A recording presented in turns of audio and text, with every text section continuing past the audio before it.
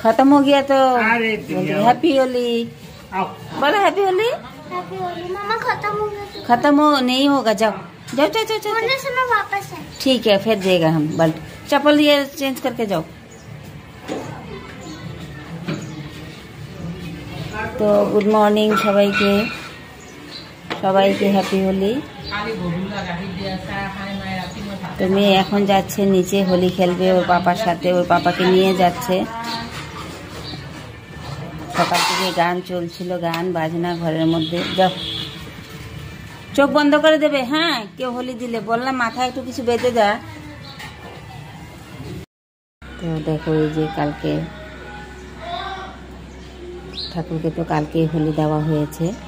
এই যে আমি তুলসী তলা সাজিয়েছিলাম হোলি টলি দিয়ে। এখন আবার চান করব, চান করে এসে পুজো করব। তো তুলসী তলায় দিয়েছি, ঠাকুরের আসন দিয়েছি। তো কালকে ঠাকুরকে দেওয়ার পরে আজকে ওরা হোলি খেলছে। তো সবাই এখানে নিচে দেখো সব পাকা টাকা ধোয়ানো হয়ে গেছে। তো ভিডিও করতে পারেনি, গান চলছিল, গান বাজনা। ওই যে দেখো বসে বসে ওরা এখনও পার্টি করছে। তো চলো একটু শেয়ার করি ভেতরে। শুভ দুপুর বন্ধুরা। তো সকাল থেকে তো হোলি খেলা হয়েই যাচ্ছে।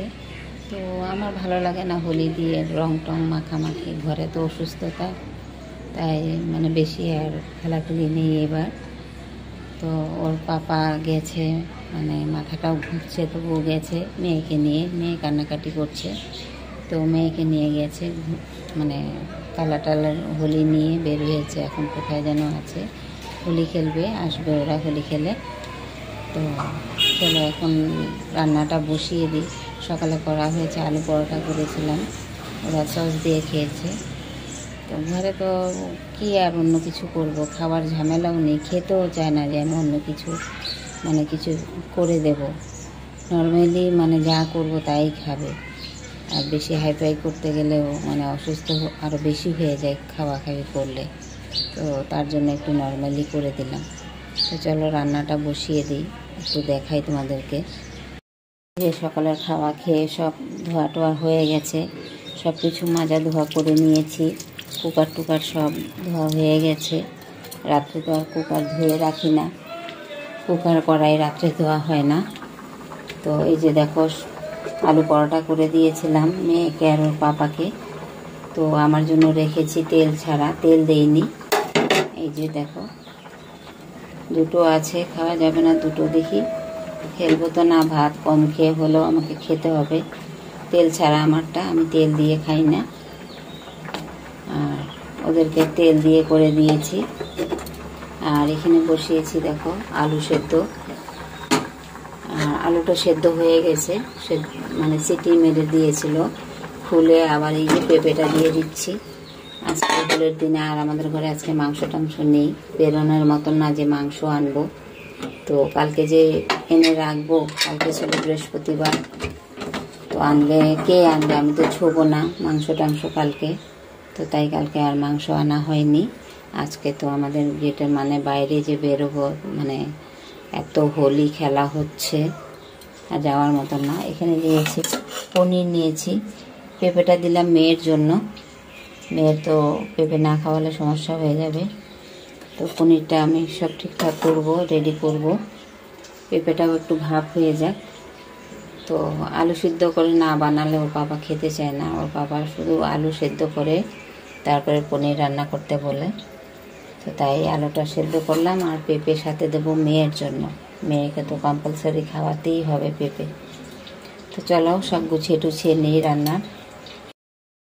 এই যে এখানে শুক্তো বানাবো, একটু শুক্তো রান্না করব। তো শুক্তোর জন্য কেটে নিয়েছি, দেখো এই যে আলু নিয়েছি, চাল কুমড়ো নিয়েছি, সিম নিয়েছি, তারপর হচ্ছে বিনস নিয়েছি, আলু নিয়েছি, আর শসা নিয়েছি, আর কি নিলাম, আর থানকুনি পাতা কেটে নিয়েছি, আর হচ্ছে সজনে ডাঁটা।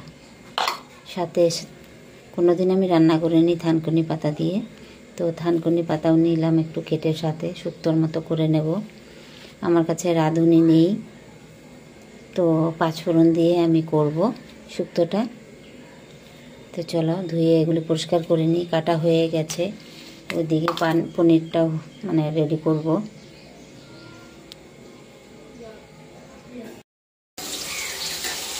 এই যে বন্ধুরা, এখন হচ্ছে পনিরটা ভেজে নিচ্ছি। লাইটটা জ্বালাতে গিয়ে পনিরটা বেশি ভাজা হয়ে গেল, হয়ে গেল। টিভির সাউন্ডটাও কম করতে গেলাম, আর ওইদিকে পনিরটা কড়া ভাজা হয়ে গেল। এই যে পনিরটা এখানে ভেজে নিচ্ছি।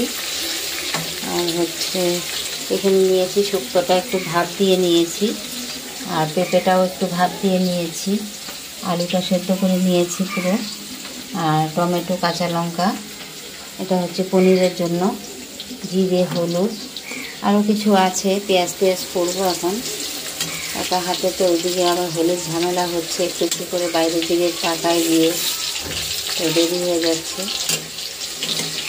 হয়ে যাবে, নামিয়ে নিই। পনিরটা নামিয়ে নিই। এই পাশে আবার ভাতটাও বসিয়ে দিলাম।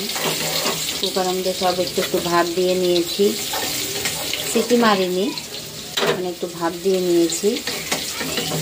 তারপরে ভাতটা বসিয়ে দিলাম। এখন ভাতটা হয়ে যাবে। তো চলো এদিকে আর একটু মশলা রেডি করে নিই আমি। এই যে আমার পনির রান্নাটা এখন হয়ে যাবে। সব মানে মশলাটা কষানো হয়ে গেছে। এখানে হচ্ছে জিরে সম্বাদ দিয়েছি, কাঁচা লঙ্কা, জিরে আর টমেটো দিয়ে মশলাটা করেছি। আর পেঁয়াজটা ভেজে তুলে রেখেছি, এই যে দেখো পেঁয়াজটা। আর হয়েছে, এখন কষানো হয়ে গেছে। দিয়ে দিচ্ছি গরম জল।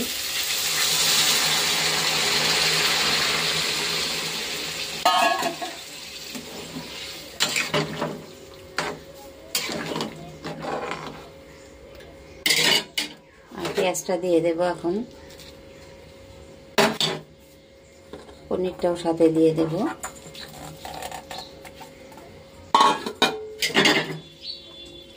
এখন ফুটে গেলেই নামিয়ে দেব। একটু পনির মশলা দেব, বাটার পনির মশলা দিয়ে তারপর নামানো। তো চলো ভাতটা বেড়ে নিই এখন, এটাকে খেতে দিয়ে দেবো।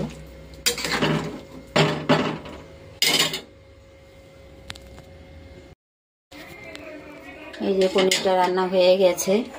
এখন দিয়ে দেবো হচ্ছে এই যে বাটার পনির মশলা, কম করে দিয়ে একটু ঢাকা দিয়ে রাখবো। মশলাটা বসে যাবে, স্মেলটা বসে যাবে, মশলাটা বলছি। আর এই যে শুক্তো হয়ে গেছে, সব কিছু মিক্স করে দিয়ে শুক্তো করেছি। আর হচ্ছে এই যে ভাত হয়ে গেছে। তো এই হচ্ছে আজকে রান্নাবান্না আমাদের। এখন ভাত বেড়ে নেব।